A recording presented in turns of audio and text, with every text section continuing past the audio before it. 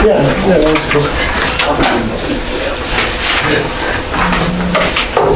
Or I guess I forgot to give you the first page. That's tomorrow from 9 to 10 years. Okay, we are live and broadcasting. Thank you. I can check the audio right now. I always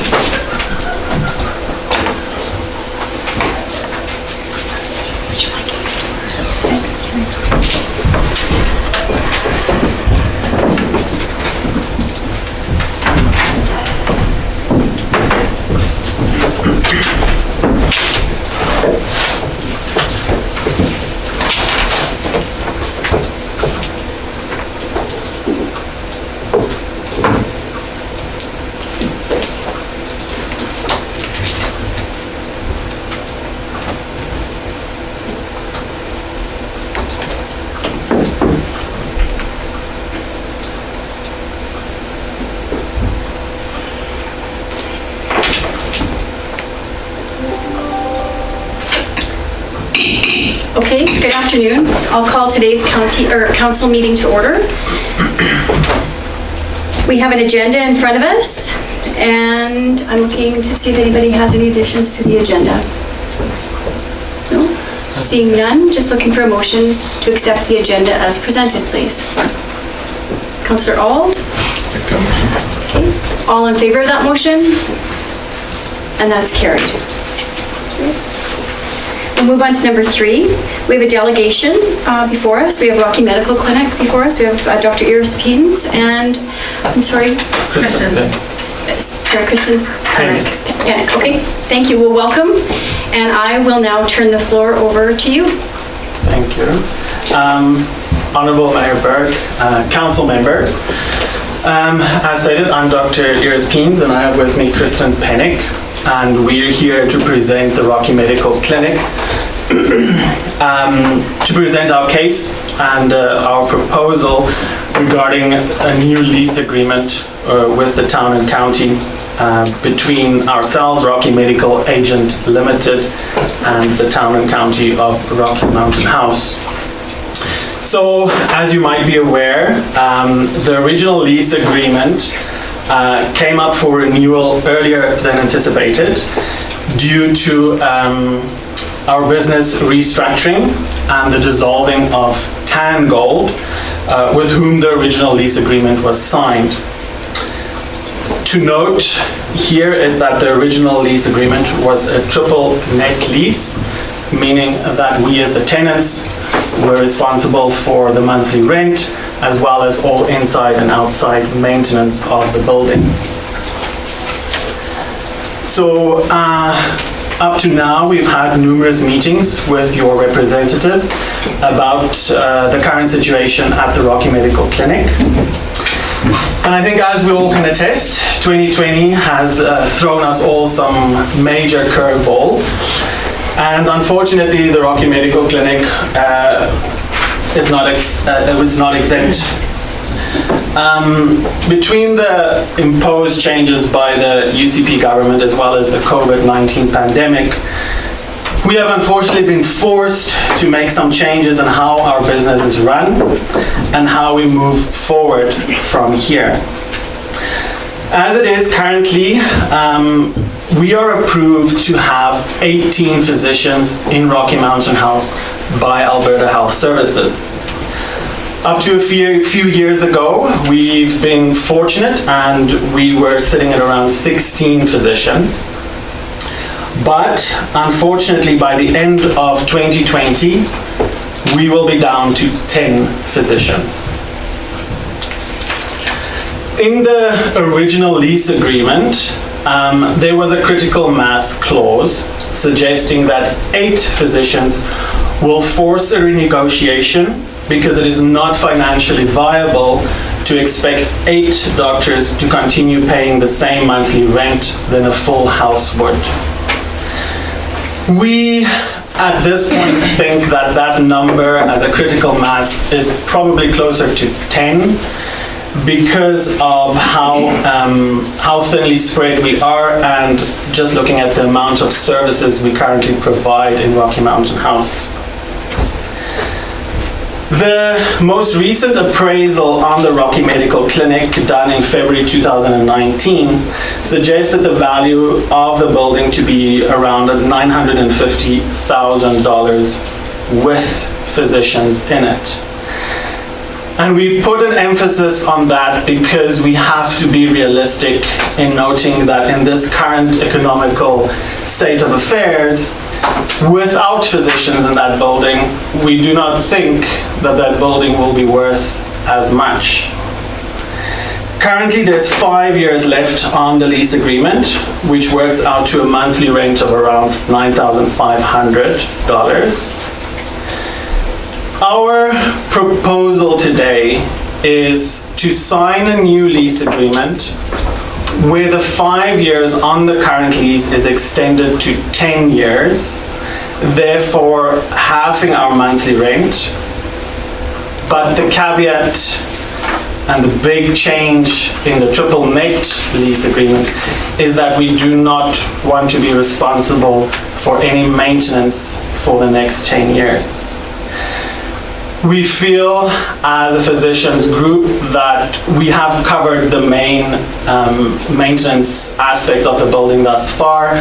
We replaced the roof, we replaced the elevator recently, we've done some upgrades to carpeting. The only new maintenance problem that's come up in the last 2-3 months is the furnaces, which 2 definitely needs to be replaced, and we've discussed this again with your representatives.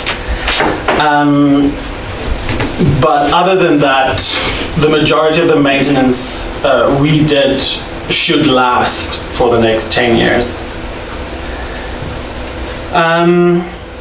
After the 10-year period, the physicians at that time will then take over all maintenance on the building.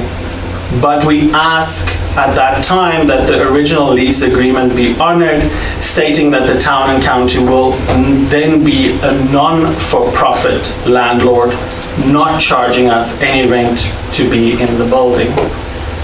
At that time, to note that the building will be completely paid off with no extra cost to the town and county with regards to a mortgage. To summarize, Honorable Mayor Burke, council members, we as a physicians group have truly crunched our numbers and we've done our due diligence to see where we can save money. We've renegotiated with vendors where we can. With a dwindling number of physicians, we are unfortunately at that tipping point where if any more physicians decide to leave at the end of 2020, it will lead to a mass exodus. We do think that this proposal moving forward is the best for us as a physicians group and a business.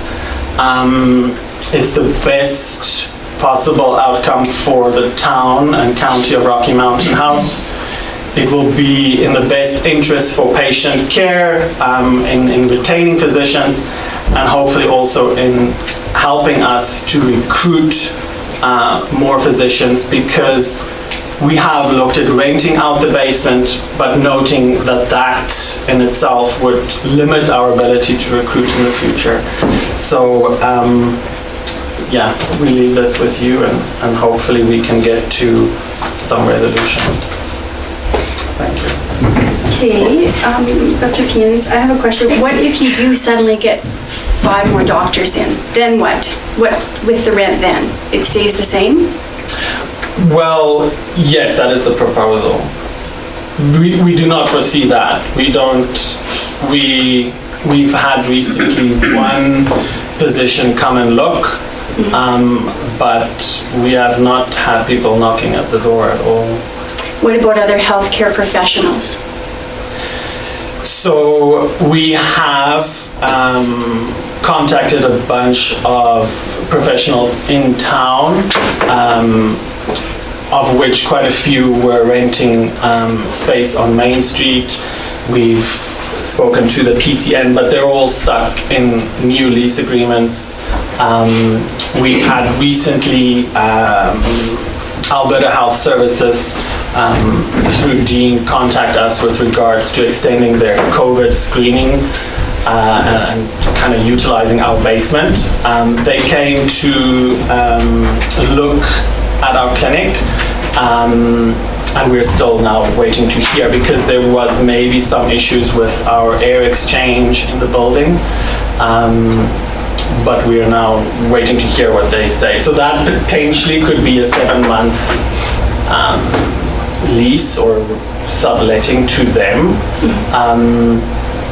But yes, we just don't have an answer from them. Do you know how much the PCN currently pays per month for their lease? I do, Okay. but is it relevant to this particularly? Because they're a totally separate organization. No, I understand that. I'm just funded. curious to know if you know what the current lease rate is for the PCN. Yes, in the building that they're currently in, they pay approximately $5,500 a month in a triple net lease. Okay, thank you. Does anybody have any questions before Councillor Phillips? Yeah, I've got a question. So you're saying that you're approved for 18 doctors in Rocky Mountain House from AHS, but currently we only have 10. The size of the building that you have right now, based on this, you're basically at half capacity, which means you theoretically should be able to use half the building. Correct. Is that correct? And to add to that, we have probably in the last year only utilized the basement a very few limited times. For the majority of where everybody's working, we've only utilized the top. How much of the basement do you utilize? Like, do you still use the surgery room, the day surgery room down there? They do for the day surgeries on Wednesdays. Yeah, so yes. And then the coffee room and the bathrooms and the file storage and all of that's still downstairs? We currently use it 60% of the time, the full basement. You used how much, for what percentage of the basement 60% of the time? The full basement is used 60% of the time. Okay, and then the other 40%, nobody uses it? The basement's vacant. Except the Except coffee for the room lounge, the coffee room, the scanning office. and the bathrooms. Yeah. Yeah. Okay. Councillor Phillips? And I also have one other question regarding, you're saying it's tougher with less doctors and to keep your business model going. And with COVID, I mean, I understand that's a different year for every business, not just doctors. Exactly. But I'm wondering then why, and I'm not sure if you can answer this question or not, but why then would there be a surgical consultation office open up in another part of town that didn't open up For sure. in the doctors in this office? Yeah. So I can't speak too much to Dr. Whitlock's decision, noting that he is a full-fledged surgeon. He's not a general practitioner. So in originally recruiting him, the idea was by Alberta Health Services was to expand our surgical services at the hospital.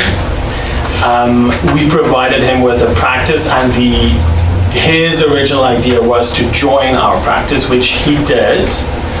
That unfortunately did not work out for him. We did offer the basement to him, stating that he could run in that space independently, but he unfortunately opted not to take us on that, and so it was solely his decision. So because we're in partnership with the county on this building, do you plan on presenting to the county as well? We can. Yeah. Okay. Anybody, Councillor Fraser? This might be more of a question for the finance folks. The extension of the lease, if it was extended, what effect would that have on the interest on the debenture? So, Your Worship, the debenture is through Alberta Capital Finance. When we enter a debenture with them, that's set. We can't alter that. So we wouldn't actually be able to extend that debenture out. We would still be required to pay over the next 5 years, which is approximately $110,000 per year. Thank you. Good, Councillor Fraser. Councillor Narang? And just a question about the 18 physicians. Does that new surgical clinic then, that impacts the number of doctors that you guys can bring in, or are they separate completely? Yeah, so he's completely separate. So the 18 is the number for general practitioners with whatever extra service they bring to the table. So it does not include the surgeon in that number. And also, if you were to rent out a space in that clinic, would that inhibit you guys from having locums and stuff come in if it's going to limit the space that you have available? I suppose it could. At the moment, it does not. We have currently two locums in, and they're mostly upstairs. The reason why Alberta Health Services says 18 physicians is that the size of our catchment area and the population, that's the number of physician FTEs that we require in order to provide them with the service that the provincial government has allocated. So renting out the basement means that then we lose that space. And so if we can't recruit more physicians, it means the people in the community and the county can't receive the timely care that they is the optimal in practice and care. And so we try to recruit them, but if you've heard about Sundry's losing 5 of their family physicians who are leaving the province. It's just happening to rural communities all over. And right now we're doing everything we possibly can to recruit. We're having locums in every month trying to recruit them. But the UPC government is making it very difficult for people who want to set down roots.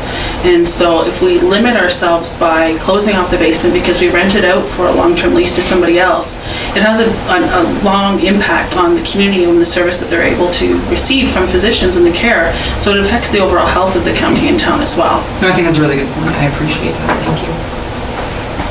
Councillor Phillips? And I can appreciate, the long-term viability of needing to have extra space for additional doctors should they come in.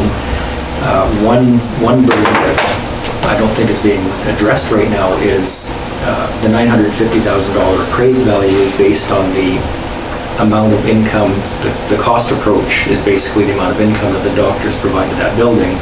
So at $9,500 a month, if that drops down to $4,500 a month and in 10 years drops down to zero, that will significantly impact the value of that building from $950,000, which is something that the taxpayers of Rocky Mountain House have to be aware of, that that building will lose in value because the income isn't there to produce the value for that building.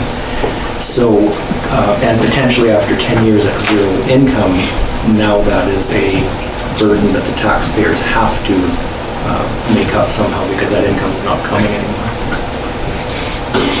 So when you have locums in, they pay as well to practice in the clinic? Yeah. Okay. Do they, and they pay similar cost as to what a physician, like a practicing partner? No, so their overhead percentage would work out more. So the thinking was always that if you are, if you've joined the practice as such, that you will automatically pay a little bit less, so to entice people to join the practice instead of just staying as a locum. So the locum percentage overhead is more than, say, the rest of the physicians would pay.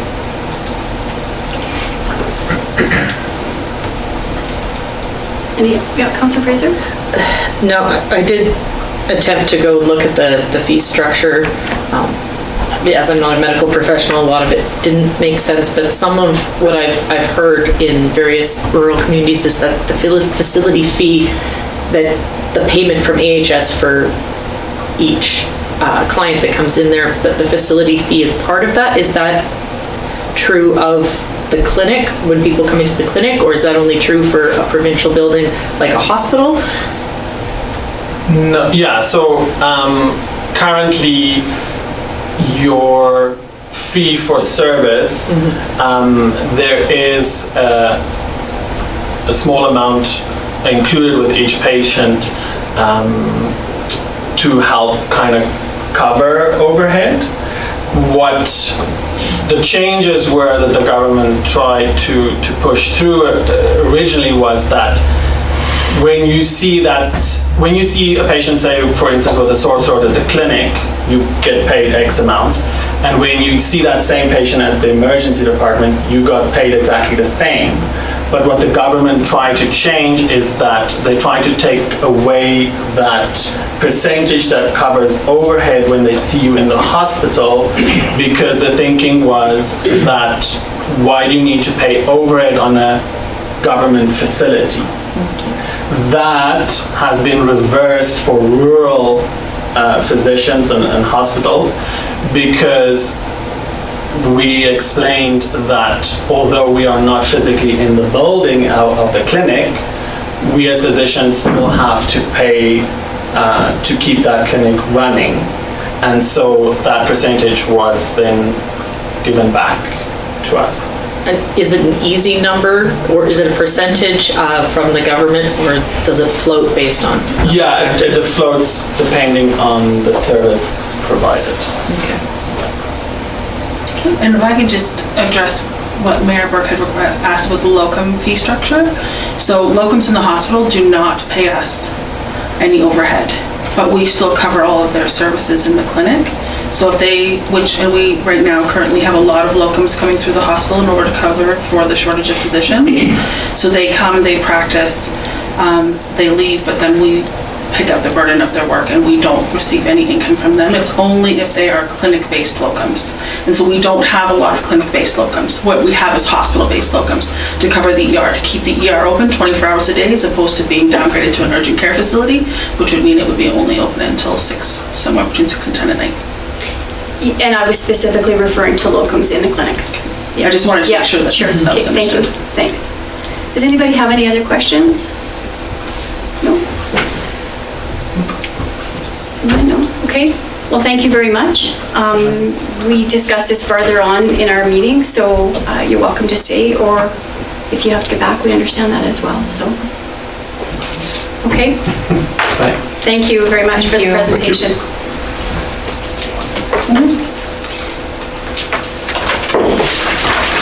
Okay, so we'll move on to 4.1.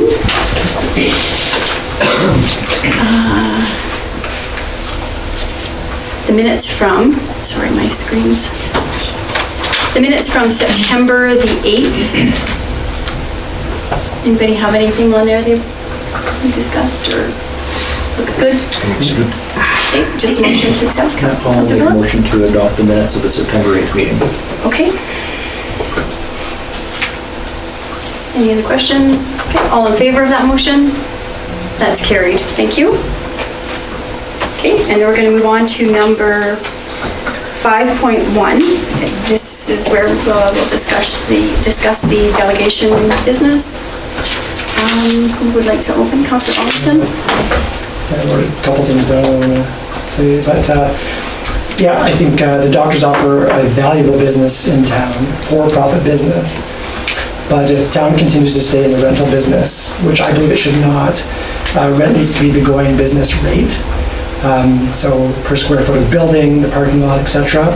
But I propose that the town get out of the rental business.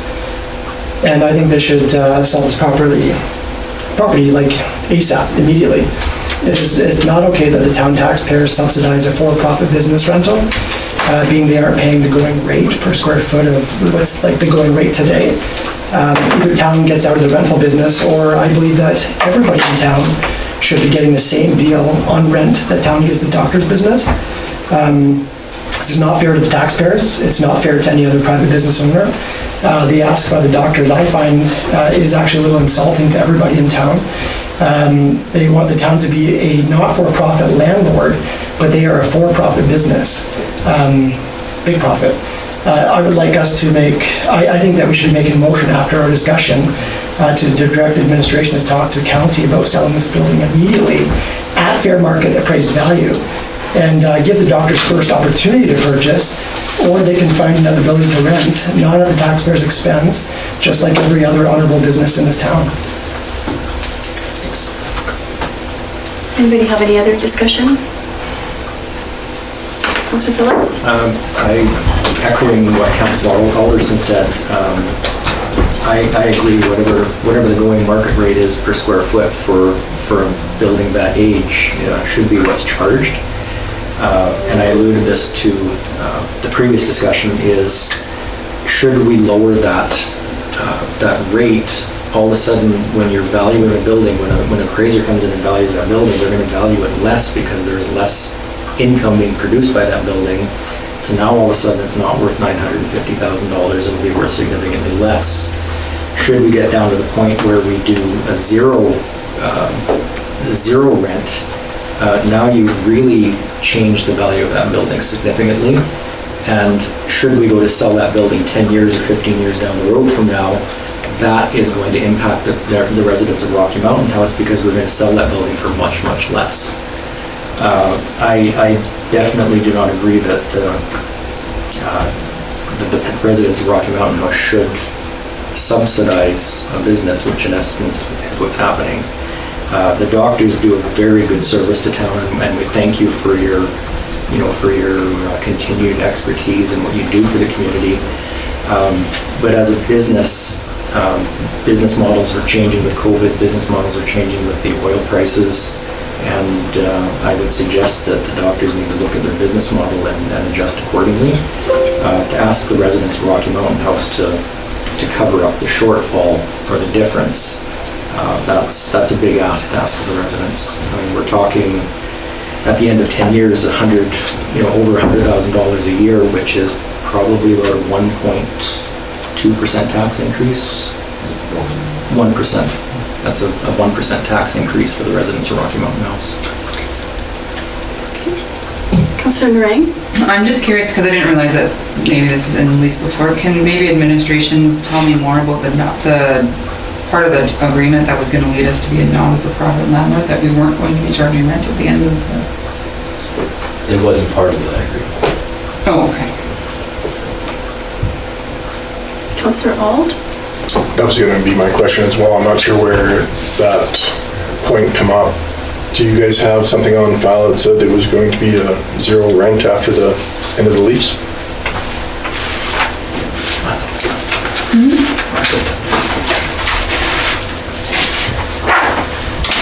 Find the section. Just while you're looking for that, I echo the other counselors. I'm a business owner in town myself, and I've definitely had to struggle through the last 4 years, 5 years of oil drops, COVID, the whole 9 yards.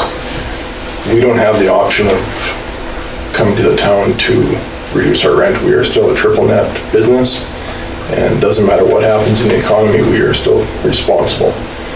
And I have an issue with the doctor association thinking that it's a good idea that the town covers that loss in revenue. You're a private business, for-profit business. To ask the taxpayers to cover that, I have a big issue with. Councillor Fraser? I guess, is there an appetite among the doctors to purchase the building? Councillor Fraser, actually, we're just discussing this sorry. now amongst us. Sorry, guys, I just want to make sure we all are clear on that, okay? Sorry. Sorry, yeah. I guess I know that was one of the questions that we had sent. Did we hear back? Is that off the table? Is that? Sorry, Your Worship. There was a lot of discussion about the being in the rental game, and I agree that municipalities, long-term rentals, just doesn't work out. Just change in government, change in policy coming down from the top. I was just curious if there was appetite for them to purchase that building, if there was. Your Worship, I mean, that was a discussion with the positions that Mr. Schwader and I discussed with Dr. Pease. That doesn't seem to be a viable option for them at this time. Councillor Narang? Yeah, I really appreciate that clinic wanting to be that central hub for all physicians, but I just kind of wonder if it's just too big. Like maybe there needs to just be a smaller practice. It's just such a struggle when it comes to recruitment. None of us, like I get the struggle, but I'm with everybody else at the table where I don't think that it's a viable option for ratepayers, but I do appreciate the struggle of trying to be that one central space for sure. I guess my issue is we've had how many people come to us for tax forgiveness this year, and we've had to say no to everyone. And this is a tough position to be in, and we can't do for one what we can't do for all. So that's where I am.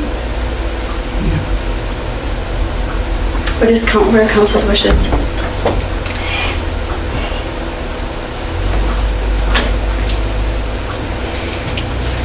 Councillor Auld? I think we have to do up a response letter to this and say that we're not in a position to honor that request and that we need to keep it as is. So, Your Worship, just for clarification, so we're co-owners with the county, so there has to be some. It has to be discussion. Yeah, discussion with county. Yep. Councillor Alderson? I personally would like admin to talk to county administration about selling the building at fair market appraised value, or getting a new lease deal that is up to date with the current going rates of businesses. I don't know what that is, whatever that is, $12 square foot.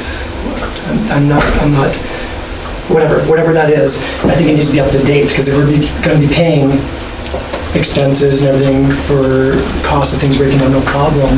But like if expenses are going to be paid for, then there should be the proper amount of income coming in as well, which is the going rate of business, just like every other business, for-profit business in this town. So one of those two things. Preferably, I think that we shouldn't be in the rental business, and then the first thing we should be discussing with county is selling this building. Councillor Fraser, then Councillor Auld. Well, I agree in part. I do think that we're being put in kind of a nasty position because we are being led to believe that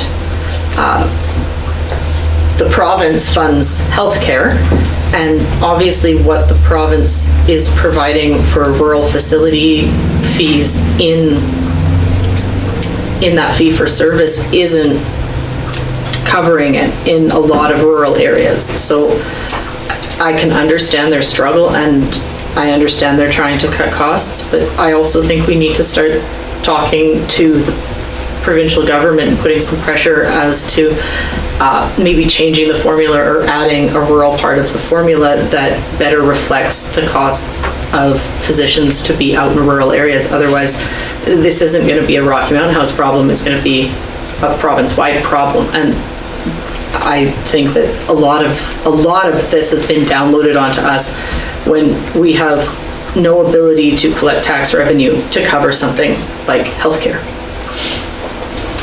Councillor Ald? At the last council meeting, we made a motion that we were gonna look after the cost of the furnace, correct? That's correct, Your Worship. When is that being done? Your Worship, I think we're a little bit in limbo there. Where I was just gonna comment, the price was forwarded to Rocky Medical Agent Limited, but then they had a couple of quotes, so we're at a standstill right at the moment in regards to proceeding with the furnaces. It was in that $60,000 mark, right? I'm sorry? It was in that $60,000. It was 40. 40,000? So we've already agreed to pay that to get the building up to where it should be. But that was going to be put onto the building at some point. We hadn't figured out yet how that was going to be factored into the cost. Councillor Alderson? Well, I was just going to make a motion, but only if discussion's done. So I guess we'll also talk to the county. They have to be part of. Yes, Your Worship, we have to consult with the county on anything that's for co-owners. Okay. Okay. Go ahead, Councillor Alderson. Yeah, I'm just going to make a motion that administration consult with county administration and see, I guess, what the flavor is regarding whether we should be selling at fair market value or coming up with an up-to-date rental agreement.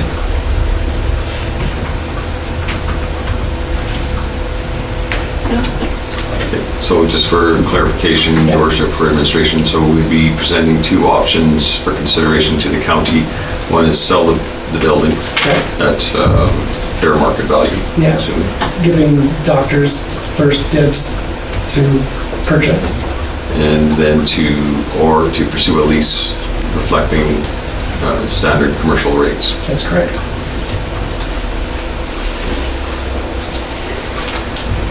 Everybody clear on that motion? Any other comments? Okay, I'll call question. All in favor of that motion? Opposed? Okay, that motion is carried. Thank you. All right. We'll move on to I don't have anything for 6. Number 7, new business. Actually, I'm going to call for a 5-minute break. It's 1:35.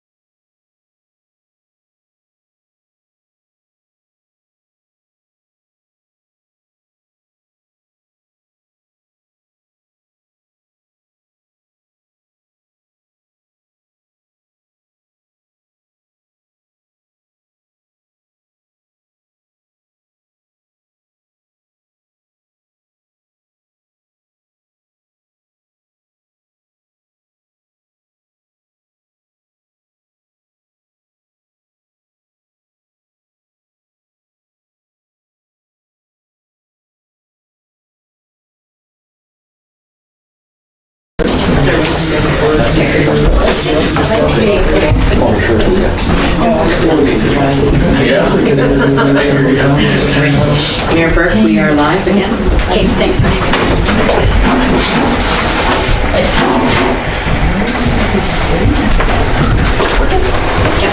Yeah, we are live again, Mayor. Thank you.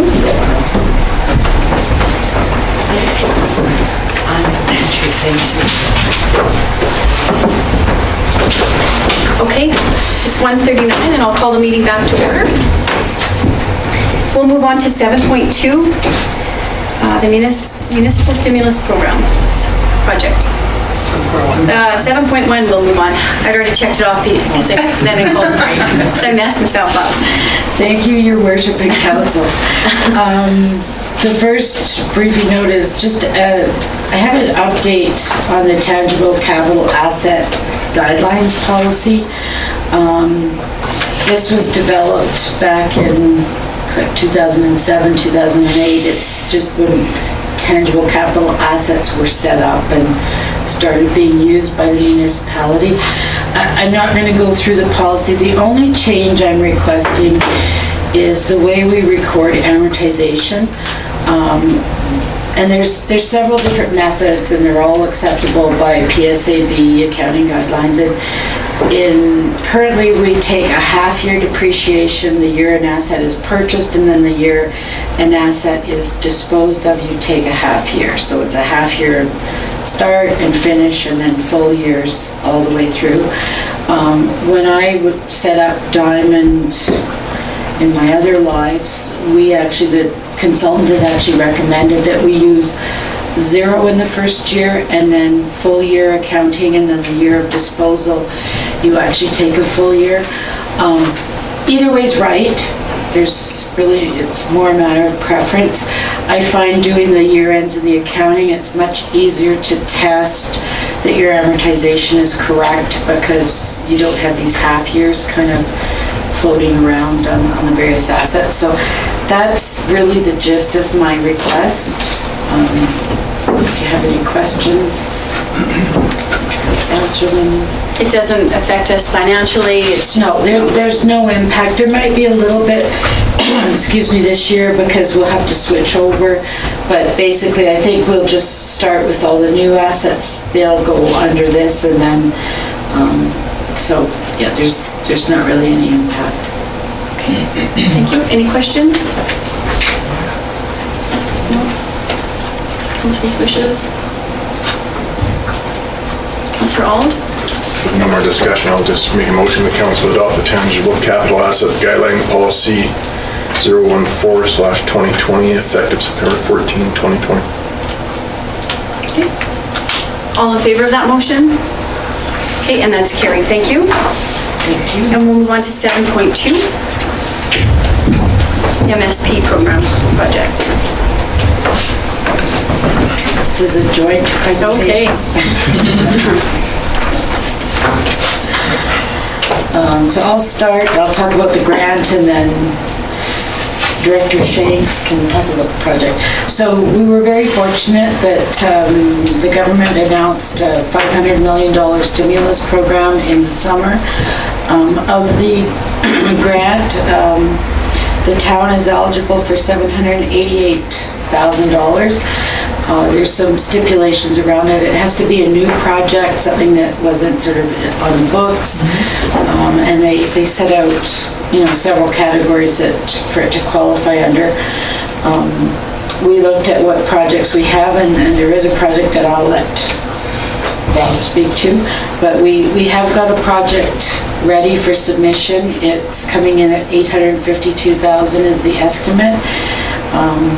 I've spoken to the staff at the MSP office, and it qualifies, it fits within the guidelines. So if we get approval, we need approval for this to proceed, we will prepare the grant and submit it this week. So I'll let Rob speak to the project. Okay, your worship. For this project, it would start just south of the GTI, Pudgy's on Highway 752 or 62nd Street, and it would end at 47th Avenue. It would be water, sewer, replacement. With the price that we have in there now, that it does include relining the sewer, we might not have to do that, so we're hoping the best on that one. It also includes that there's a bit of a leg that goes to the west to the multifamily housing behind GTI. There's a short stretch of. Just a sec, I'm trying to find that one on the picture. That is, there we go, I got it.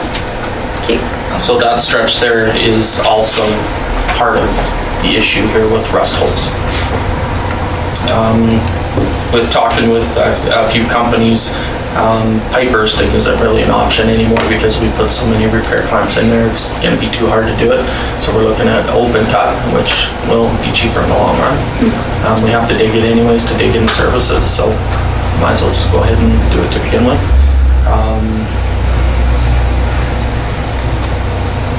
That's pretty much it.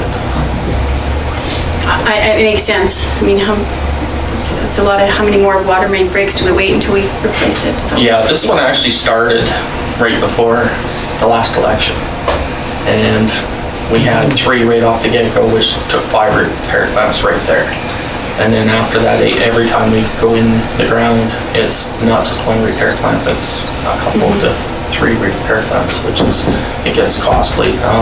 With the proximity of the pipe to the road is the other issue we're dealing with, because it's so hard to be able to shut down traffic and get our equipment in there. And this is all contract as far as track goes. We don't have machines big enough to go deep enough, because they range from 8 to 20 feet. So. How long would this project take? A month and a half. It's a fairly big project for traffic control, which we would have to submit to highways. Just curious if the idea would be have the other 54th Street entrance open into Creekside before this one might get shut down? Is that a possibility? We talked about it, but no, because that is going to happen next year. Right. 2021 is when 54th Street is supposed to be open. Right. This has to be completed before that. Good to know. Sign your day accordingly. I tried. We think with the traffic assessment that we would do here, it would be down to a 1 lane. We would keep all heavy traffic going around, cut across back to Highway 11 towards Shell and then come through town. And it would be local residents only, which would be a lot easier for the residents. Well, and school buses would still be able to maintain that route? Okay. Yep. Councilor Phillips? Has any consideration been given to closing down that walking path? Right, will I'm sure this will have to close down the walking path there. It will. How will the pedestrians? We'll have to make a temporary walk along the highway, which also takes up a little bit of extra room. So, just kind of like what we've done in the past with the water breaks we've dealt with there. Okay. Any other questions? I think it's looks like a great way to for this project. Okay. Councilor Wishes? Councilor Phillips? If there's no further discussion, I'd like to recommend the council approve the Old Town Water and Sewer Rehabilitation Capital Project for 2020 budget year for the total project cost of $852,580 to be submitted for a municipal stimulus program grant funded in the amount of $788,696, with the balance of $63,835 to be funded from the water and sewer reserves. Any other? Councilor Alt? Sorry, Rob, do you know what the water, or the main breaks have cost us in the last 4 years in repairs? Ballpark? I'll come back. Your worship, I think we're looking at about $8,000 to $10,000 per break. Break, yeah. Per break. Time to get down to repaving the trail and so forth. Yeah. So that, the extra money coming out of the reserves is more than worth it. I guess it would depend on the time of year that the break happens too, right? Yeah. Yeah. Okay. Thank you. Okay, any other questions around that? Okay. All in favor of that motion that was made? Okay, and that's carried. Thank you. Moving on to 7.3, the museum and Helen Hunley Park area report.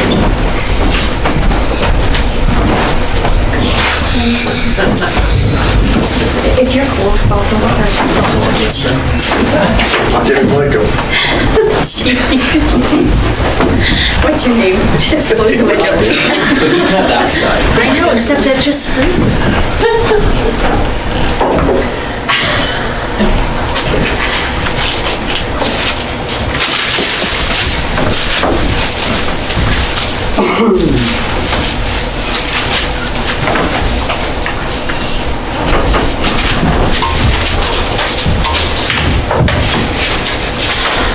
Hey, welcome, Mr. Schrader. Am I turning this over to you? Oh, your worship, all stars. I think Mr. Krause's name was first on the report. Yeah, thank you, your worship. This is kind of like a tri-department Okay. report. So, as council is aware, when the museum presented to council about additional land, and there came a lot of discussion about different aspects of this area, and council asked us to come back with a report that kind of encompasses the whole area. So administration is presenting that to council today with a few recommendations for us to move forward. So overall, the area is a multi-use area, a lot of different types of use, from tourism to recreation to culture and so forth. And it's an area that's actually operated through several agreements with the Chamber of Commerce, the Museum or Historical Society, Clearwater County, and ourselves involved. So it is quite the arrangement. So we looked over the whole area and the different aspects of it. So we're not really, I don't know if the council wants to discuss any of those agreements that we have in place right now, but they seem to be working fairly well. Am I correct? Yeah, correct. Okay. So we looked at, we broke the report down to different aspects of that whole area to go through with council. So the first area we looked at is parking. There's different parking areas in that zone or area for different uses. In reviewing it, administration thinks that right now there is adequate parking, but we also have a new use coming on stream, being the splash pad. We don't know what the impact on parking will be there. So the administration is just recommending that we monitor that in 2021 to see if any additional future parking is required. I mean, there is quite a bit of parking there now, and the different uses actually, are done at different times of the day and the weekend, like police officers mostly, even in the weekends and so forth. That's our recommendation there. And then feel to step in anytime, Mr. Shanks or Mr. Schwader. The next thing we identified, we're also, Mr. Schwader's working with the group on the electric vehicle charging station. So that use isn't there now, but that's where we would suggest the future site be if that program receives all of its funding. So it'd probably be 2 stalls by the museum, which would take away 2 parking stalls, but we don't think that's a huge impact. But again, that's a future monitoring situation. I'll just make a comment on the museum extension. Sure. So presently, there's an agreement in place, expires in 2024. I'm just redoing the addition of 3,500 square feet to the west. We're proposing that, why not give them the space to the south as well for future development between their fence line on the south side towards Helen Hunley's building there as well. So that's just an option going forward.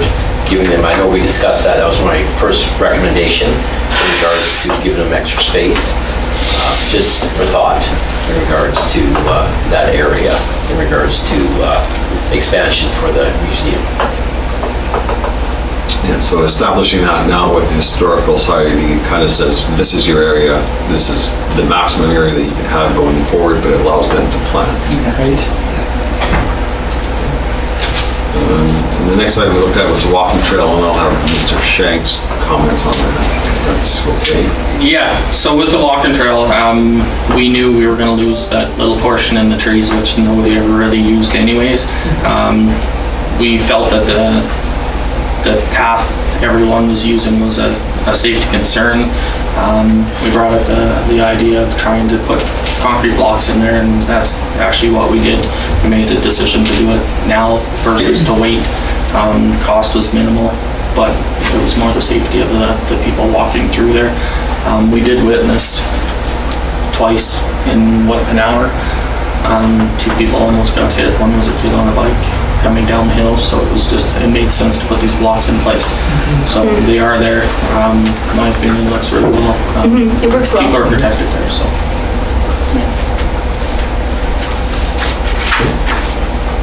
I'll talk about garbage. Presently, Public Works, way back when, used to pick up the garbage on a regular basis from standing dump. We decided to put a larger bin there for, just for safe staff time as well, but just to accommodate the travelers when they're coming through. We did meet with the Chamber of Commerce regarding VIC, and they were willing to take on the costs for that bin as part of their budget for a 1-year trial basis to see exactly the way it looks like. It's roughly a $1,400 extra, but we're hoping the revenue from the sandy dump helps offset the cost for that garbage bin for the RVers when they come through town. So that was quite a nice gesture on the Chamber's part in incorporating those costs into the operating budget. So. Bottled water, I'll let you talk about that one. All right, with the water lines and metering the water there, it's not an easy feat. The water service comes from the main line over by the community center, straight underneath and tees off, goes to the washrooms and goes to the sandy dump. For us to install a water meter at the outlets themselves, we're looking at about $4,000. Are we going to get that back anytime soon? Probably not. It's also a difficult one to keep people from vandalizing, which we can see that happening even with boxes installed. They're going to get hit. The other option was to do a vault underground. $10,000 for that, to do that, and that was a rough estimate. That's getting the meter down in the ground where it's protected. Don't have to look at it, worry about it, except for in the spring and fall when you have to remove it so it doesn't freeze and then still blow out the lines.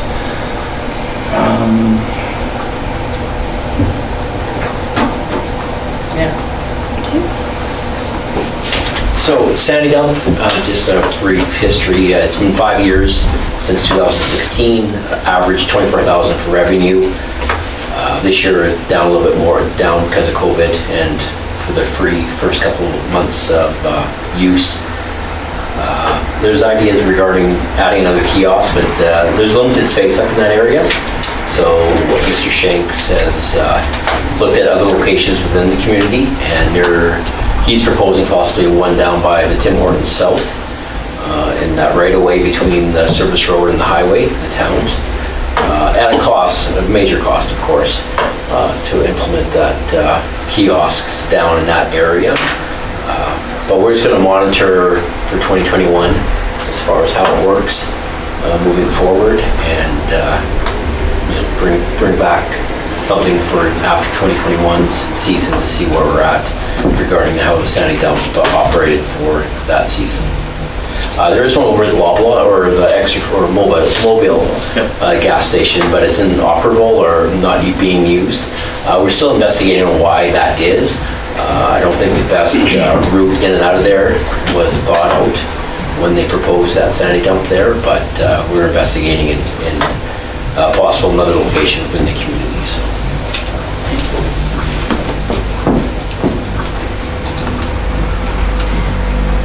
Well, Your Worship, I guess we're now looking for council's direction on any of these recommendations if council wants us to proceed, I think, or explore some more. I just have one question here to begin with. it seems like are a lot of partners in this area. Is there a way, is there a history so we have the VIC with the chamber and the museum, but the VIC is run by the chamber, but there's two separate budgets that are completely separate? They are. Is there a way that we could just just let them do it completely and they subcontract the visitor? I don't know. It just seems like there are a lot of agreements here. To me, it seems kind of confusing. And yeah, overcomplicated is a good word. Well, I think there's a reason there's two contracts. One with the Historical Society Museum is one with the Chamber. Sure. The one with the museum, of course, is to lease the 923 square feet for the VIC, because it is the museum's building that we're using. And then the second one is for the VIC to be operated. That's a separate contract with the Chamber of Commerce to do the VIC services out of our leased spot that we have in the museum. I know, it just So, What you're saying. I don't know, and the two separate entities, because the Chamber of Commerce leases their spot from the museum as well. But So, is there a way we could simplify it? I know in the previous, when it first initiated the agreement, we were all together. There's an operations board where the museum, the chamber, town and county all met. But then we separated because there was too much overlap, or the chamber was there where they had no reason to be there because it was museums, operations, and then the chamber was a separate one. So that's why we split it back when. We just have people dump in the lagoon. But that was back when. I'm just wondering, is it worth the while to sort of explore a more streamlined version of the whole operation? Your worship, I think it's working fine the way it is. Like, it's, the way we deal with the VIC in the museum, as far as administration is concerned, it's working. But Okay, Councillor Phillips and Councillor Alderson? I agree. I think the chamber and the museum are two separate bodies doing two separate things. They may have quite a bit of overlap, but I think they need to be separate just for what they're doing. The two questions I have, one, the land to the south of the museum. I know we had talked about it when we were giving the west part. I just want to make sure that if the south part is included as well, that won't hamper any future plans we have for the park in there. there's nothing planned as of right now in any of our rec master plan or any future plans for that location, but just throwing that on the table for a proposal, whether we want to do it now while we're doing the 3,500 square feet, or administration and council can wait until they approach us again in the future for the expansion area. Personally, I would like to not just give, if we give it away, it's gone, it's finished, we can't ever bring it back, it becomes part of the museum's land. But it's leased land, right? Pardon me? It's leased land. It's leased land, but once they develop it and use it and do what they're doing, we're not gonna probably take it away and redevelop something else. I just wanna make sure that we don't have any plans before we go ahead and go through with that. Sorry, go ahead. Oh, Your Worship, and I think where administration was coming from is we've intensified the use of this land. It's pretty much at its maximum, so we can't envision anything, any additional type of use going in here. I just don't think the area would support another type of use. And if that's the case, then I'm fine with that. The other question I had in regards to Sandy Dump, with the potential money coming to redo our waste sewage lagoon, the mechanical system out there, is there an opportunity at that time to create something in the way of a Sandy Dump right there? It's off the highway. I don't know if that's an option or if that's economically feasible, but maybe at that time it may be worth looking at moving the Sandy Dump there. So just so I understand, you're talking on the north side of highway level, closest to the lagoon? Yeah. At the lagoon. At the lagoon? Yeah. So, Your Worship, so that project is for a mechanical wastewater treatment facility. Yes. So it'd have to be somehow incorporated into that building design for users to go there. Just another option. I don't know if it's a feasible option or not, but something to think about. just a comment, I just probably know, I think it's on the opposite side of the road when people are coming in. There may be some access issues in regards to why they're having turning lanes there and that type of stuff, to increase the number of vehicles, I guess, turning and stacking, so probably may not be the best. That's just me thinking out loud in regards to location. But I think there were issues with Shell having vehicles turning in there as well, right? Yeah, Your Worship, I mean, that does trigger a new discussion with Alberta Transportation for turning lanes off highways and stuff, so that's... And just to clarify, I was not meaning, merge the chamber and the museum. I was thinking more the VIC, should it go to one or the other specifically, and they manage it completely? That's kind of where I was going, not making the chamber and the museum one. So just, Councillor Alderson? Yeah, I just wanted to say, I think we should still explore the idea of metering the water, and maybe it needs to be budgeted first, just for the simple, and maybe I'm misunderstanding this, and just correct me if I'm wrong, but there's still a lot of water that's filled up through visitors going down there, trailers being filled up. There's a cost being paid by somebody, and so I just think if whoever's taking that on, and we're talking about reducing fees, but then town is the one that's paying the water, I guess I'd be okay with that if it was Chamber or VIC paying the water usage went out, so they can figure that out when they were talking about reducing fees or increasing fees. But otherwise, it's not like we're so quick to forgive town residents or homes not paying water or businesses not paying water, and yet there's quite a lot of water going out in trailers there throughout the year. So I think we still need to explore metering that water somehow in budgeting. Councillor Fraser? So in the report, there was they had mentioned the old Sandy dump at Extra Foods. Have we heard anything back? Because putting in a new Sandy dump anywhere is going to be really expensive, but as it has pre-existing infrastructure, even if Extra Foods isn't interested in running it, would it be a discussion that it's on the other side of the highway, it catches vehicles in the other direction, people already know where it is, the kiosks could be put there and that would take some of the pressure off? I guess, have we heard back from Extra Foods, if there's any? Yeah, Your Worship. The problem why they don't, and they've never had it in use, is the sewer system that they installed years ago wasn't adequate to handle it. So to this day, they have issues with the bathrooms in the gas bar itself. So, and it all ties into the same system. That's why it's never been in operation.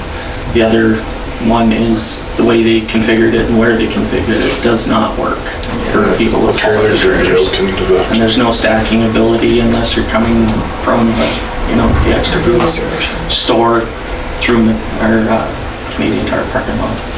So it could be a hazard there.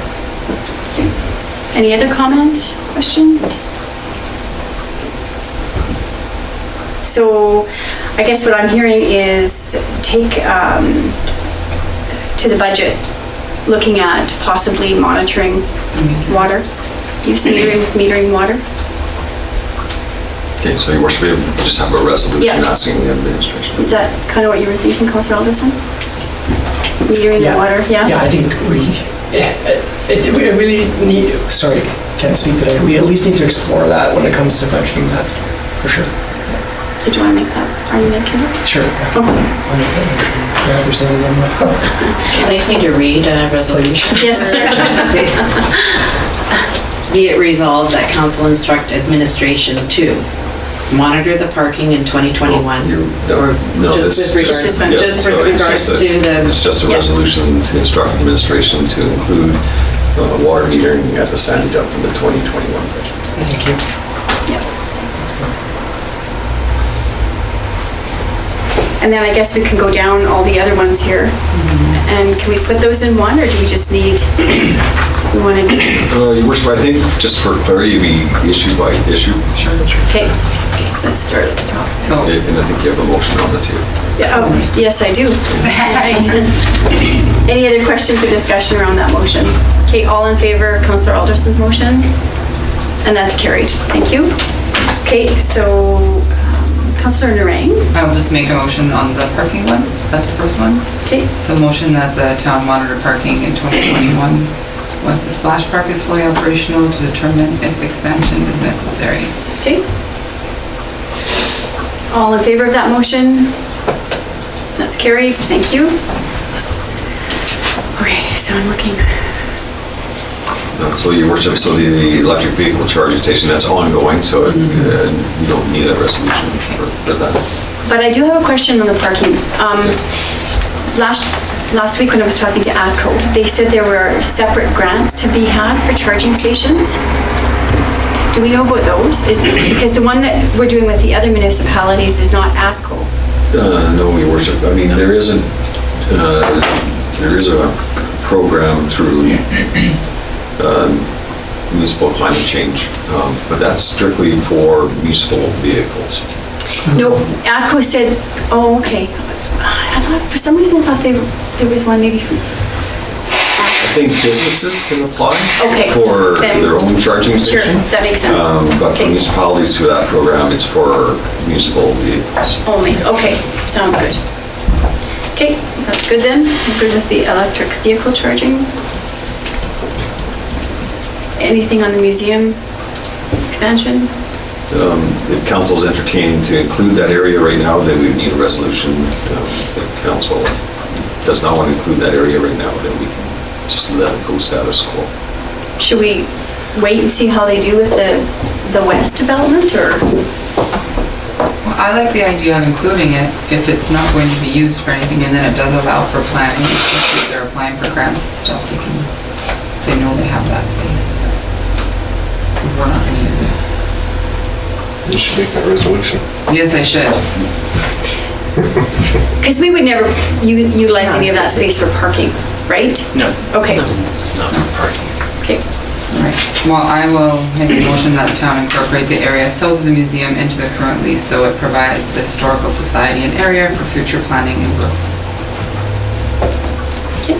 All in favor of that motion?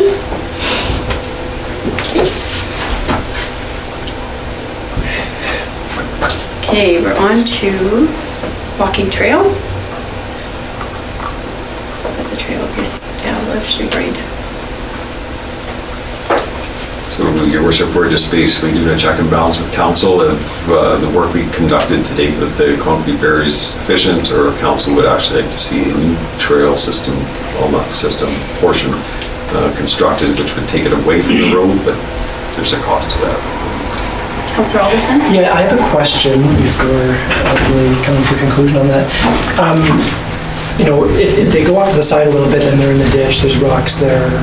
I'm just curious if there's like something, like almost like a little bridge walkway that can go over top of the rocks type of thing, where then people can get off the road, so they're walking trail, rather than go through the forested part, it'd be along the field and towards the dog park there. I don't know if I'm explaining this well. I get where you're at. Yeah, so like, because there's not much of a path there for the bikes and walkers, right? And we were discussing this before. And if it did go off to the side, you're in the ditch where there's rocks so that the water can flow through there. I'm just curious, maybe just for that one little section, it could be almost like a little, Like a culvert. yeah, on top of the rock, so that the water still can flow underneath, but you can walk on top. But you can't really walk on rocks safely right now. Is that even a possibility? I looked into that, Sundry did that. Yeah, I Okay. just saw And that. know the guys down there that do the maintenance on it, Yeah. and they hate it. Oh. Is there It's great for perhaps the a better- people. Better system than theirs, like different option? Yeah, for cost. You know, For cost. they've done theirs out of wood. You could use expanded metal. There's so many different options, but it's Sure. gonna cost. This was our cheapest option, was to put up the barriers.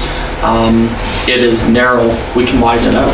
Yeah. Because we can always move the roadway closer to the trees, and allow the holiday trailers still more room, and it gets them away from, the barriers. Like, personally, I'm good with the barriers for now, but if for some reason we find there's still further issues, at least there's possibility of other options in the future. Good to know, okay. Would it Those make- barriers are just under the, regulated 2.5 meter wide, just under. Okay. Would it make most sense to monitor that path with the barriers as well with the parking? So just monitor it for the year? Okay. Councillor Fraser? would it make sense to do a traffic study for because the parking, the flow through there is a problem, the backing up of the trailers is a problem, the people using the same road as those trailers is an issue. I'm not sure, would we want something that's more than just the parking?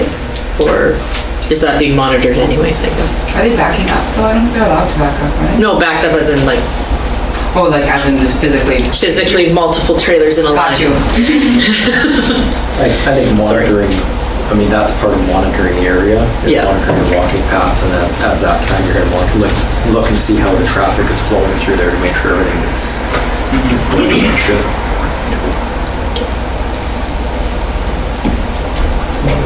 So monitor it. Yeah. You want a motion to monitor the, No, Your Worship, I think okay, so we're on to garbage. It doesn't need a motion, right? Yeah, no, so Your Worship, we've already had discussions with the chamber, and we'll Yeah. see what that cost will be. Okay. Potable water, Should we already do covered that. Sandy dump. I think that we're good there. Okay. I think we're at the conclusion and we've already concluded everything. Okay. All right, thanks very much for that report. Awesome. Okay, how's everybody doing for break? Let's just go to Yeah, okay. Okay, do that. We'll move on to 8.1, correspondence for action. Tell us prioritization of rural connectivity across Canada. This is, So, Your Worship, we received this correspondence from TELUS. Their request to council is to write a letter to the Prime Minister. That's it's right there. some points there.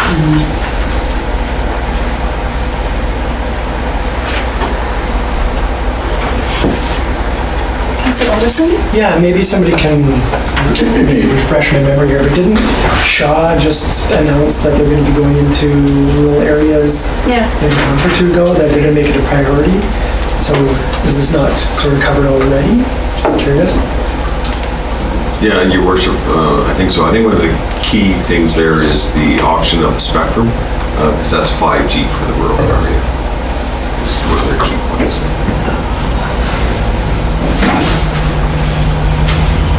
So, is this something we need to do, or, like, do you think it's, I feel like we've written letters on the already. Same. Was that last year for the spectrum? Yes, we In did, Your support? Worship. Yeah, and so the federal government has delayed that auction just because of the events of the last Sure, 6 okay. months. Okay, Because the federal government has also announced that, connectivity in rural areas is a priority. Yes. So it's not like, this is, I'm not sure what the point of this is, reminding them something that they've already announced themselves. Councilor Ald? Would this connectivity, would this make the county broadband system obsolete? Your Worship, I'm not familiar enough with their system to So should, I do know TELUS is applying for a tower in Ferrier right now. It's actually in the paper, they advertise for comments on the tower. And I know they have approached the town about a tower in town. okay. Councilor Alderson? If we do support this letter, I'm just curious, does Shaw only have rights in the rural areas out here, or like, because if this creates competition and lowers rates, I'm all for it. I think that'd be great for Yes. this area. Is there any reason not to support this? Other than it may alienate, tell us if we say no, we don't. Yeah, that's another So one that's too. what Yeah. sort of, they've been active in our community. Is there a reason, a drawback from supporting this? I think we could look at the letter that we sent last year and resend it. And I mean, I guess it's probably going to be very similar to this, because they were looking for the same thing, the spectrum auctions and... But yeah, I mean, if there's no drawbacks and it's just gonna keep good relations between us and TELUS, and again, bringing in possible more competition in this area, I love the idea. So your worship, I think a key point of this letter is to, what they're asking is to ensure it's in the speech of the throne, from the throne, which is September 23rd. So it's, No. and I think that federal government is caucusing right now to develop that speech of the throne speech. Okay, so are you saying that or would you like to write the letter? Well, if we bring back the letter for council review that we sent previously, that'll be. So just send us. Just send us. Okay. Yeah. Okay, so what is, Councillor Alderson? I'll make a motion that we support this letter and we send it off to the federal government. Okay. This request by TELUS. Okay, everybody clear on that motion? Okay, all in favor of that motion? Okay, and that's carried. Thank you. Okay, on to board resignation for CRFCSS. It has just a letter in there.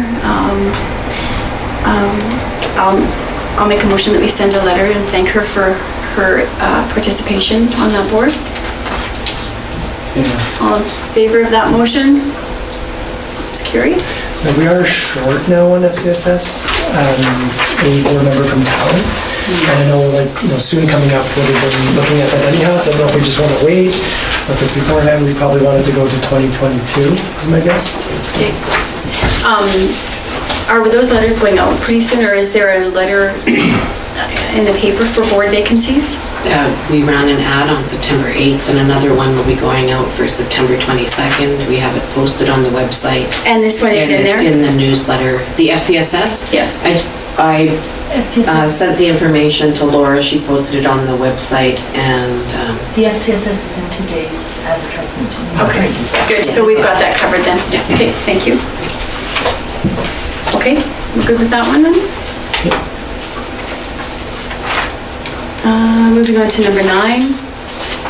Correspondence for information, just need a motion to accept 9.1 to 9.2. Councillor Fraser? Done. Okay, all in favor of that motion? And that's carried. And it is 2:21 and I'll call for a 5-minute break.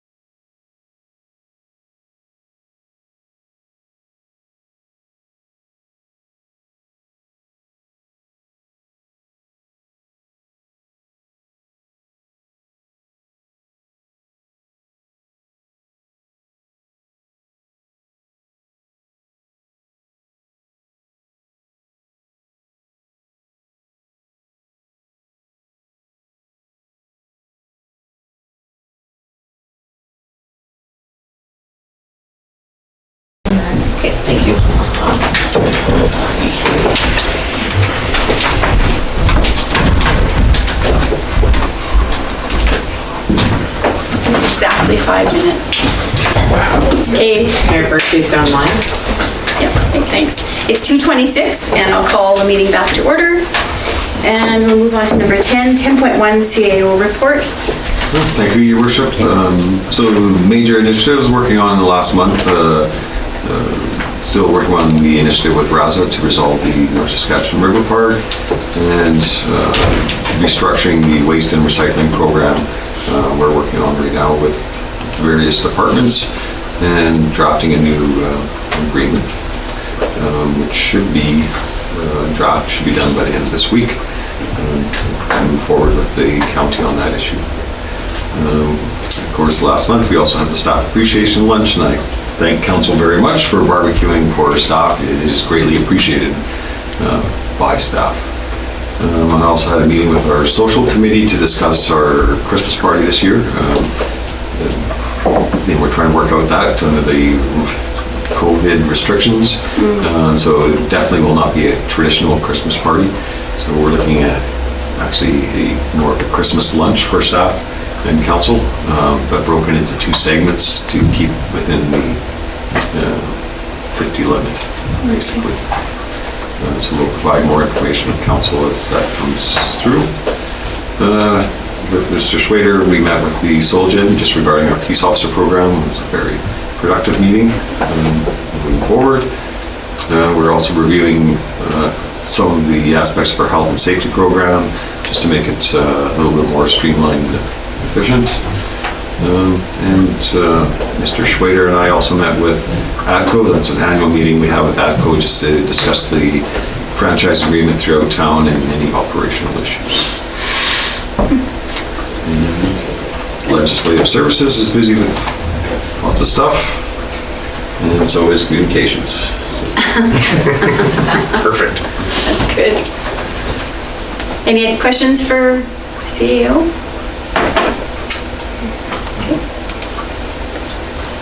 I'll accept the CAO report as presented.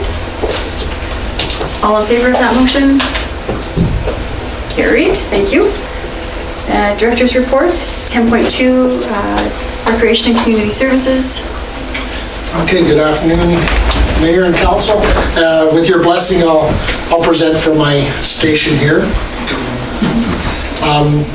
Yeah, so it's been a busy month in our department with finishing up and finalizing projects, opening facilities, and just grant reporting. The NCCAC grant report was submitted. We had our grand opening, reopening at the pool. I thought was very successful. A little relaunch event.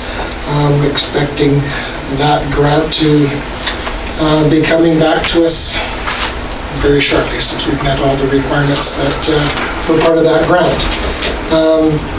Still working on drafting our facility booking policy, sort of waiting to see what finally happens with the RASA agreement so that we can include that part in the facility booking policy. Hopefully I can have that to you in early October. And we're reviewing our Max Galaxy recreation software. We've been informed that the Max Galaxy platform, which is Internet Explorer Silverlight, is no longer being supported in 2021. So we've met with ActiveNet.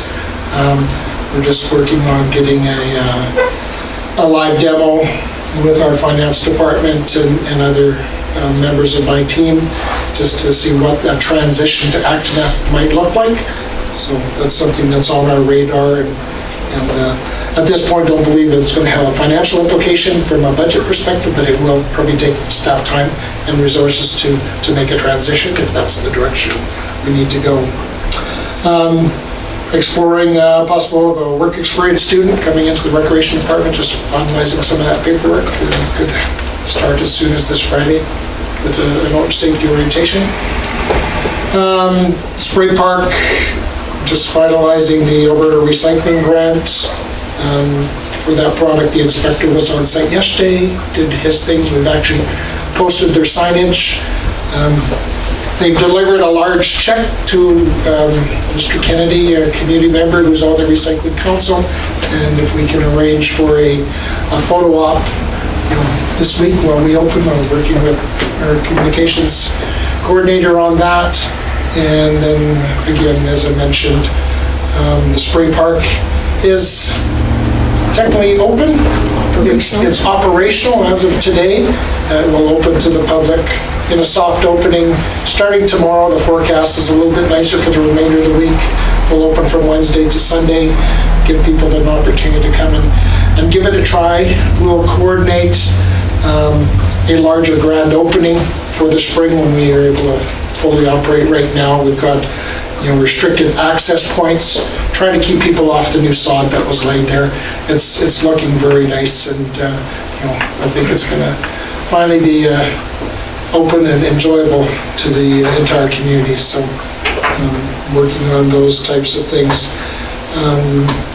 From a project perspective, the Aquatic Center, the sand filter project is done, the sound baffle project is done, the arena project, the ice plant is up and operational. Both ice surfaces were used. Yesterday was the first day that both ice surfaces are being used, and we're transitioning our staff into what that looks like with COVID. And last night was the first night that we've put the staff through that, so it's already raised some questions on operations, but we're working through those types of things. And then, I talked about the spray park, open noon till 6. We've met with the health inspector today at 11:30. She's given her blessing, so we're good to go. And as far as other department reports, I will itemize on the FCSS report. Andrea's provided her report, but the FCSS board did approve the move to the post house. Andrea will now go to the county and the Clearwater councils just to make their presentation to them. I know town council approved that move and the funding request associated with that earlier this year. So we'll see how that presentations go with the county, but I know that in the FCSS board meeting they did approve that.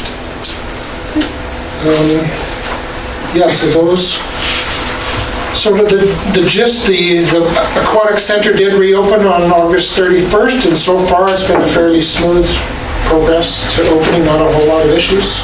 So, unless council has any other questions for me. Councillor Hall? You said in your report that the spray park was only going to be open from noon to 6. Is that during summer months? No, that was just our soft opening thing. Right now, the mornings are pretty chilly, and it's getting dark by 8, so we'll do that soft launch from noon till 6. Our regular hours when we open in the spring will be from 10 till 8. Perfect. It's typical of other spring parks in Central Alberta. So then, Wes, when will you have to do the closure of it? Does it have to have lines flown out, or? Yeah, we're technically gonna keep it open till Sunday. The forecast is good, and then we will start the winterization process, remove the walkway. They still have to install some of the sod that didn't get laid, and that will allow the contractor to sort of finish up that area. Okay. And it's just a quick sneak peek, make sure all the systems are working 100%, and then we'll winterize after that. Okay, thank you. Councillor Ring? Yeah, the spray park looks awesome from the highway, by the way. It I'm does. glad that area was chosen. I think the tourists will like that too. I just had a question about the arena, because it says that it's been marked, that the dressing rooms, bleachers are marked out for social distancing. I know, like, with my son's BMX, they were only allowed to send one family member to go and watch, and that was an outdoor facility. Are we doing the same type of thing for the sports in-house? Like, is only one family member come and watch kind of thing? The recommendation with the guidelines is that for a participant that needs assistance with their skates and stuff, we can allow one family member in the dressing room with them, but anybody that's watching has to watch from the bleachers. We basically have closed off the lobby area. Again, the intent is to have people in and have people out and not lingering. We're gonna have some challenges with the cleaning and touching, cleaning the dressing rooms and all the touch points. We have allocated an additional staff member in the evenings and on the weekends for our facility attendants. But yeah, so those are the types of things that the challenge we'll have with that. As far as spectators, when we get to a point of allowing games to happen, and I think the junior Bs will be the first with, in early October, they'll be allowed to do exhibition games. Right now, it's 100 people wearing masks when they can't social distance. We've actually, as far as social distancing going, we've marked off the bleachers. And according to our arena manager, we can have 68 people in the Bunch Arena when they're 6 feet apart. And so the current guidelines from the province is 100 people, but they can't social distance, they have to wear a mask. And even if they come as a family, or they cannot come as a family? Well, they can come as a family, but again, the total numbers is total numbers. So the 100 people counts all your spectators, doesn't count the players or the coaches that are considered part of their cohort group. So we're still, I had that conversation with our health inspector again today. She sort of forwarded on to the public facilities people, but that was sort of... I don't envy anyone trying to make sense of it. No, at all. it isn't. And I know the junior Bs are their budgets... Well, they're probably going to be the most impacted. Is dependent on the gate. Yeah. Number of people you can put in the seats. Yeah. The 100 people capacity right now is for all rec facilities. We're dealing with that number at the Loose Opit Center or any of our facilities. If it's theater-style seating, there's your maximum, and it includes your volunteers, it includes anything. That's what they've set up, right? So, again, we're working with the junior Bs and our other users on how we can meet those requirements. How does that affect, so if there's 100 people allowed to be in that one arena, is that it? Or can we also be renting the subway room? Yeah, no, each arena is treated separately. Right. So the Bunch Arena is 100, Quick Lane is 100. Subway room? Subway room based on social distancing and the maximum that we can allow there. How do we stop them from going into the lobby? We've got the lobby cordoned off with surveyor's tape right now, if you've seen it sort of. Again, we've created a one-way loop, so you come in, you use the facility, everybody's entering the building from the main guest services entrance, and then they're exiting out the different other areas. So we've developed that flow so that we can try to avoid the people coming and going. What about the concession? Sorry. Oh, yes. Is it open or not open? At this point, it's not open. Again, would it normally be open right now? Yes, it could be, but because we're not encouraging people to be in the building, once the curling club opens, my understanding is that it will open at that time, and then it's treated as a restaurant. People come in and they will do their thing at the, but we're not going to open the concession side of the window, so they can go into the curling rink. It's treated as a restaurant and go from there. Thank you. Any other questions? Thank you. So we'll move on to corporate services. I'm presenting from here. We did respond to the administrative inquiry about the manufactured home parts. We do have 77 out of the 199 have gone on to tips. We continue to try to encourage them. They're actually higher. Right now we have 30% of all taxes on tips, which I think is great, but so they're a little higher. Their arrears and their outstanding taxes have actually come down compared to, say, last year at this time. So I do think we're moving in the right direction. We still have some compliance issues with the monthly reporting, but we're just going to keep working with the park owners and, saying like this is really in everybody's best interest. So I hope that answers your questions. Yep. Just really, we're starting to focus, I think, just about everything I've talked about is September long weekend, we converted the did the final chart of accounts conversion, so the balance sheet is now in the, sorry, my computer's it's now in the new format, so we've basically gone from about 2,600 accounts, I was gonna say 26,000, to about 1,600, so we've significantly dropped them. Really right now got Questica up and running, working with the directors and managers, doing lots of review of the conversion. There's some accounts, when you transfer them over, they don't translate really well, so there's a little bit of cleanup going on. So really just gearing up for our busy time.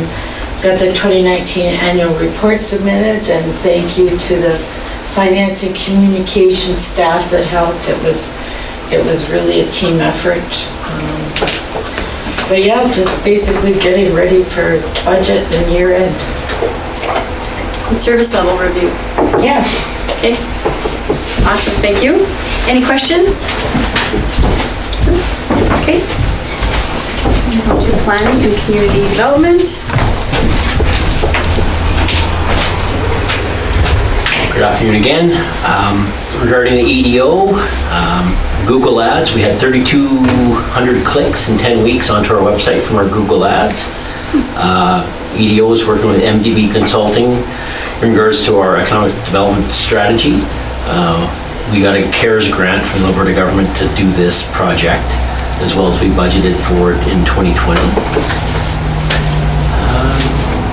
As far as the Regional Economic Development Eastern Slopes, we'll be hosting a meeting here in November for the communities. They're doing a Travel Alberta grant application as a group. Marketplace on Main wrapped up at the end of August. Quite successful. We were unsure how it was going to work this year, but I think we discovered that down the street, I think, is the way to go. I think it kind of keeps the people on either side, make sure people walk by each of the vendors. So I think we'll continue that for 2021. In regards to our Shop Local program for the summer, ran for 10 weeks. As you can see the numbers there, we roughly $1.6 million for the 10 weeks that we brought in. And that's maybe probably 50% of the people that actually participated in the program as well. So I know I've got a whole pile of them at home, I never got in. So do I. So anyway, we'll do another, Jeff's planning on, the EDO is planning on working with the Chamber in regards to the Christmas Passport program as well for the community. I'm sure businesses will participate in that moving forward. In regards to the Planning and Community Development Department, we're just finalizing our LUB MDP. Once we get a final draft, our department will be meeting with council just to kind of finalize a few of the areas of the LUB. This is for confirmation. We'll have an open house in October, and then we'll hopefully go for first reading in November for the new LUB.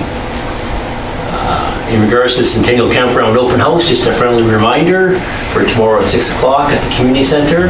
I think we've got lots of feedback and lots of interest in different scenarios that was talked about from the charrette.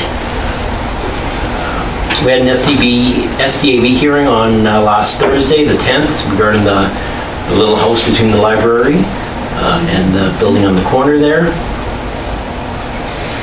Just to note that the department, we actually meet with the Regional Fire Services and our building inspector on a monthly basis. We're going to change that to quarterly, but we just discuss what's happening within the community, make sure there's no discrepancies between the building inspector and the regional fire, so it's been working good in regards to that. Second, on the back page there, the EV project, we're in the process of drafting some letters to the ministers and MLAs.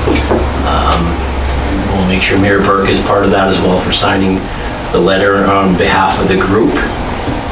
In regards to protective services, speeding is our #1 infraction within our community. Our speed signs, we've changed it on the north end on 60th there. We took it from the west side, put it on the east side, so when you're heading north now, it will clock your speed going north. And also we put one in Creekside. There was a little bit of confusion at the beginning of the month with 40 speed limit, 30 speed limit, and actually it was Pitherneys that was using it as a truck route, so it did cause a little confusion there for the first couple of weeks. I'm not sure if it's done yet or not, but it is okay. So as far as case files, 44 case files, I will give credit to my officers for they are patrolling the bus lanes and looking after drop-offs at Creekside. They ended up catching, as you see on the note here, they caught a DUI on the 4th when they're waiting for the kids to be dropped off. So kudos to my peace officers for getting that done. And that is it. Any questions? That's awesome. Good. That's great. Thank you very much. I don't have any questions. Anybody else? No? Okay. Thank you. I just love getting that little smiley face as I go into the Creekside. I like it registers me on my bike. It makes me smile. It's fun. Pedal hard. See how fast you need to put it on the hill. Yeah. Okay, welcome, Mr. Jenks again. First, just like to thank Wes and his crew for all their work this summer. They did a fantastic job. Complimented as well. Got a lot of work done. Moving on to operations. Quinn Park was slated to be rehabbed this year. We're having an issue with getting the materials across the border. Okay. Currently, they're sitting in a sea can at the crossing. I was wondering. They're not letting it go. So we're still on a standstill. The unfortunate part is we've already ripped the park apart. Darn it. Anticipating. They're still hopeful we're going to get it. We just don't know when. We've started our winter operations already. Doing the salt sand pickling. We are trying to use a lot less material this year as far as salt. Using more road chips for traction. I think people will like that better. Water treatment plant. They were dealing with the Creekside lift station pumps. A year ago, we had a lot of issues with diapers and whatnot. That has definitely got a lot better. The seniors complex stopped monitoring their system. We told them it was okay to stop. We know the problem's not coming from their building. Okay. It's other residents, just down the street.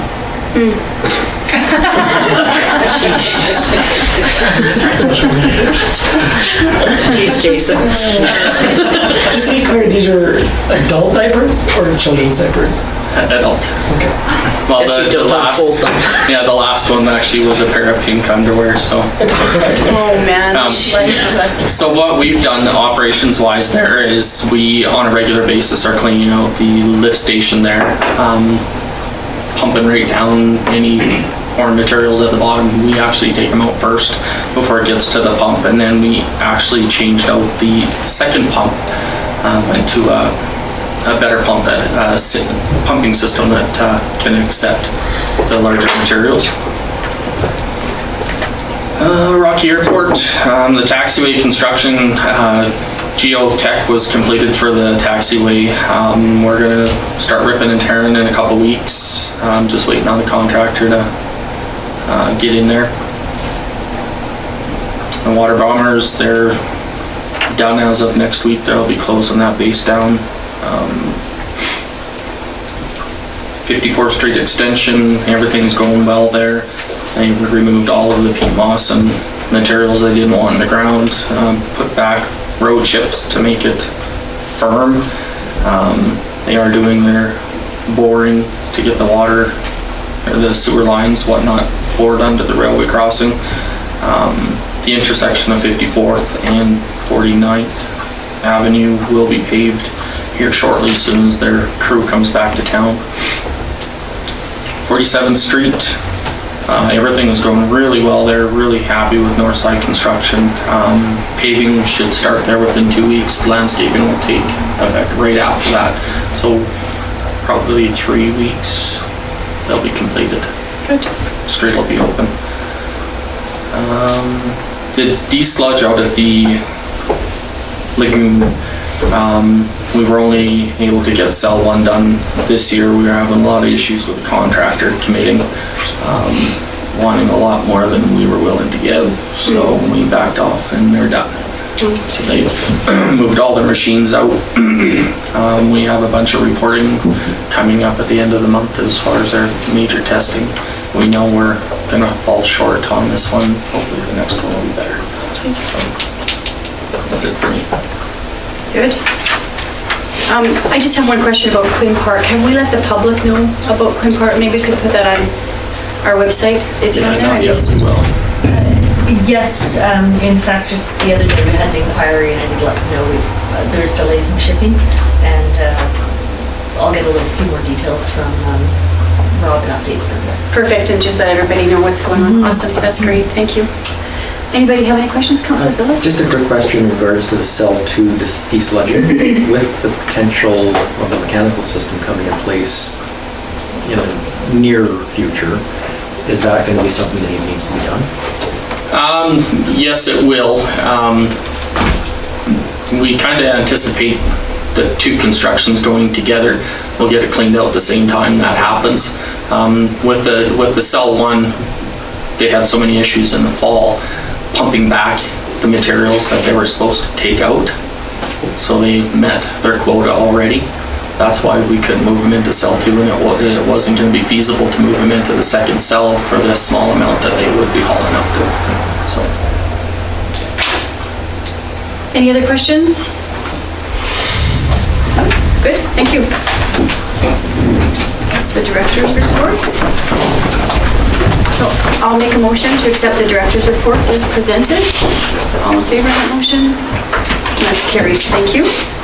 Moving on to number 11, the action list. Does anybody have any questions on the action list? Crossed off. Everything's perfect. Yeah. No more action. There's nothing, no more action. What's going on?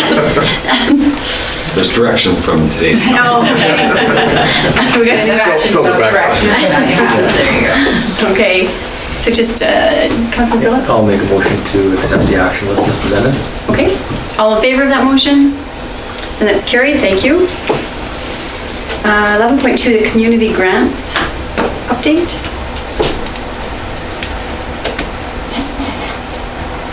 Just For information. for information only. When are we going to be accepting grants again, I guess? We should talk about that. Did we, the last motion, was it to end it for the whole year? Yes. It was, okay. Okay, good. So we didn't do any large community grants at all then? Okay. Councillor Auld? So does that roll into next year then? Does that?